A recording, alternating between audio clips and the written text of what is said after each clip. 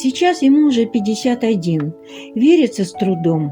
Академическая живопись этого художника не лишена юмора, так же, как и печали.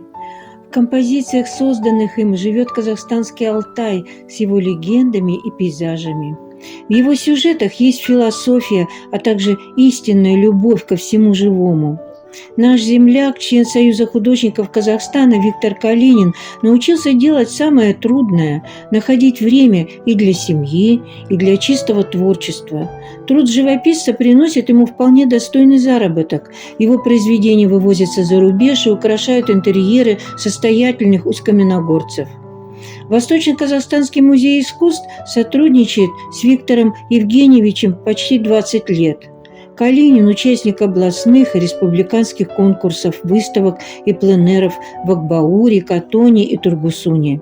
Работы его настолько разнообразны по своей стилистике, тематике и технике, что выбрать среди них один особенный шедевр просто невозможно.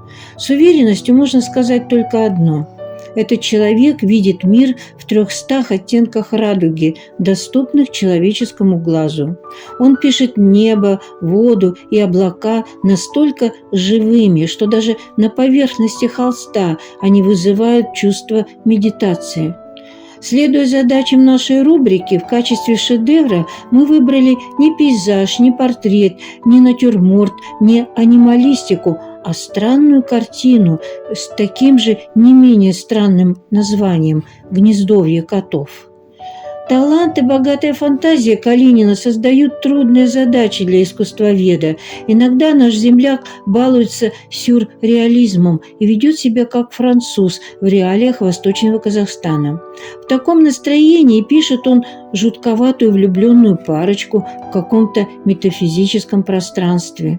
Где-то в поле среди цветущего лугового разнотравья видит он живое и громадное нечто, названное им «Исполнитель желаний».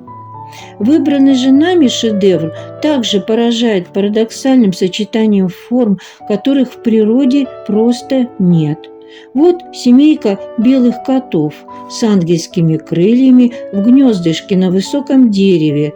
Так же, как и кошачьи морды, все в этой картине прописано с гиперреалистической достоверностью, шишкинской дотошностью и любовью истинного кошатника, каким, несомненно, является наш уважаемый художник. Кошачья-собачья тема красной нитью проходит в творчестве Виктора Калинина. Как-то, объясняя смысл своего произведения, художник рассказал нам, что источником вдохновения в данном случае стал для него семейный любимец Скотт Мейсон, которого пришлось отвезти к ветеринару. У белого и пушистого теперь никогда не будет котят. Жаль его, поэтому на картине Мейсон в образе, в обличии счастливого и одновременно безгрешного кота с белыми ангельскими крыльями. Рядом на толстой ветке спиной к зрителю Мейсон уже в образе кошки-мамы, а в гнездышке такие же крылатые котята. О чем эта картина? О любви к животным? О неизбежности компромиссов? Трудно сказать.